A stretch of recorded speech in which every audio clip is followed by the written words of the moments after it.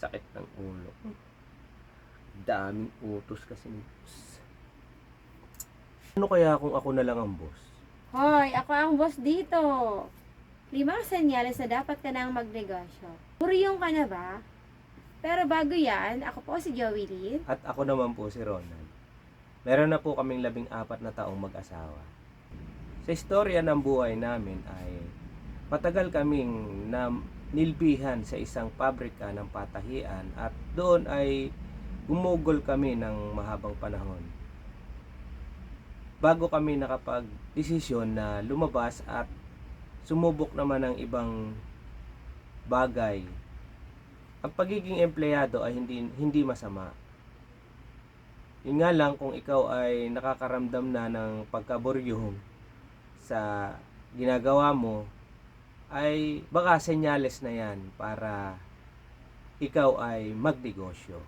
Ito ang mga senyales na ibabahagi namin sa inyo na kailangan mo nang magnegosyo. Number 1 ay kung hindi na umaabot ang sweldo mo sa susunod na sweldo.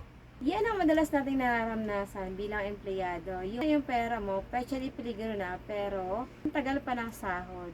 Sa buhay empleyado, hindi naman talaga siya masama. At syempre, ang laki ng tulong sa atin bilang mga tao ang pagiging empleyado. Diyan kasi tayo nagsisimula sa buhay natin. Nakakaramdam ka ng pagkaburyong at hindi na nag-aabot ang sweldo mo. Sa susunod na sweldo ay baka may chance na mag-iba ka na or magdagdag ka na ng negosyo.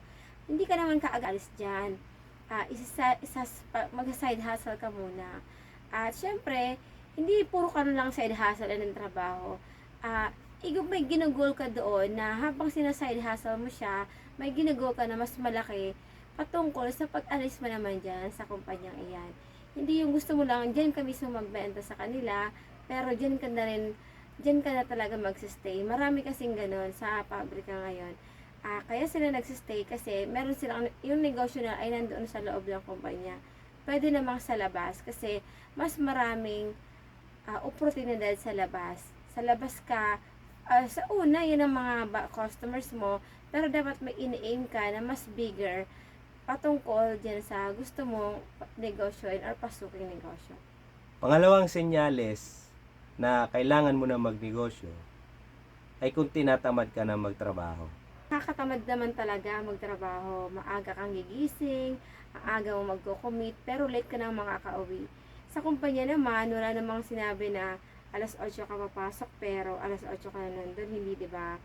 Dapat 7:30 naka-ready ka na, punta ka na doon. Ibig sabihin 6:30 ay babangon ka na, liligo ka na, as in napakahaba ng ibinibigay mong oras para pumasok sa mga kumpanya. At hindi siya masama, nga lang kung nabuboring ka na sa buhay mo dyan, ay baka ito na rin yung chance mo na mag-try ng magnegosyo.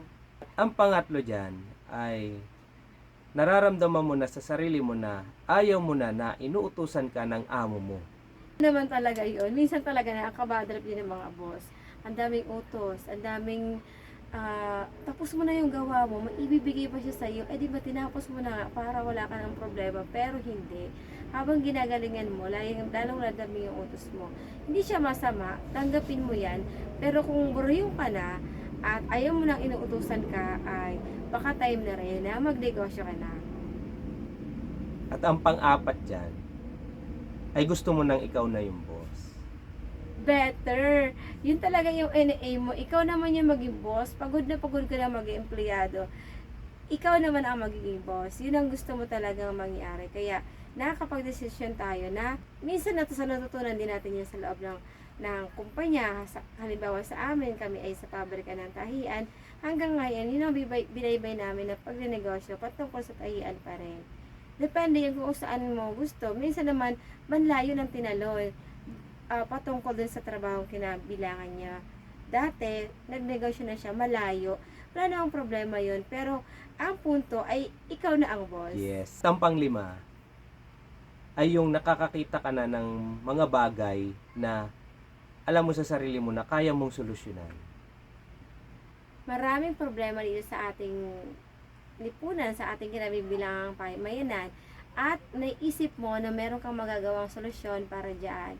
At ang pagnenegosyo ay hindi ka lang basta magnenegosyo. Yung mga sinasabi ko po kanina na umpisa na mag-side hustle ka na, ay side hustle yon. Bukod yun sa pagnenegosyo. Ang pagnenegosyo talaga ay maglilingkod ka sa komunidad. Ikaw ay may nakikita ng problema patungkol sa iyong kinabibilangang pamayanan. Kung ano ang problema na nakikita mo sa pamayanan at nakaya mo ng solusyonan, ay yun ang inegosyo mo. Baka time na yan na bigyan mo ng ikaw na ang pupuno sa mga kulangan at problema sa kinabibilangan mo lugar. Maraming problema. Buksan lang natin ang mga mata natin. Marami tayong problema na nandyan lang na kailangan natin solusyonan at kikilos lang tayo. Sa pagnenegosyo, hindi ka agad pera talaga. Mo nakikita ka doon, maling pagkakaunawa yon. Ang pagnenegosyo ay nakikita mo kung ano ang masusolusyonan mo na problema. Bakit namin ito ibinabahagi sa inyo? Kasi alam namin na buryong ka na at lagi kang kinakapos. May mong effort na binibigay pero kapos pa rin. Wala namang pasama sa pagiging empleyado. Ngunit, gaano ka man kagaling dyan, gaano man kahusay dyan, ilang oras man ang gugulin mo dyan, ay fixed ka dyan.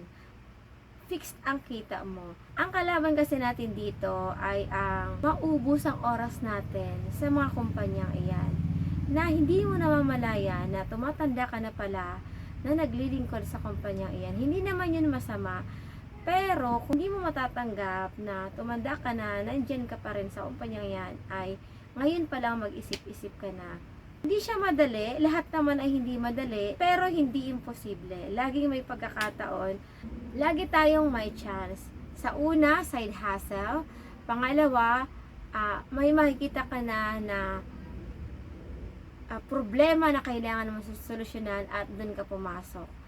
Sa pagnenegosyo, ay kailangan mo ng lakas ng loob.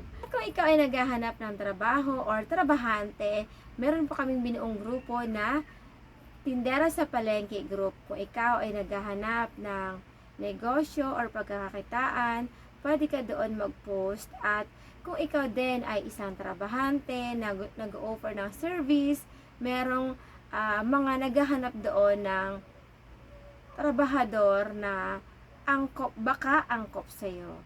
Kung nagustuhan niyo po ang video na ito, ay wag na pong kakalimutan na i-like and share na po this video. Mag-comment na po sa baba kung ano ang naiisipan mong i-side hustle dyan sa kumpanyang pinabibilangan mo. Mula po dito sa Bayan Gana, Ang tahanan ng Higantes Festival. ako po si Joey Lynn, At ako naman po si Rona. na nagsasabing walang imposible sa mag-asawa ng pupursige. Bye for now!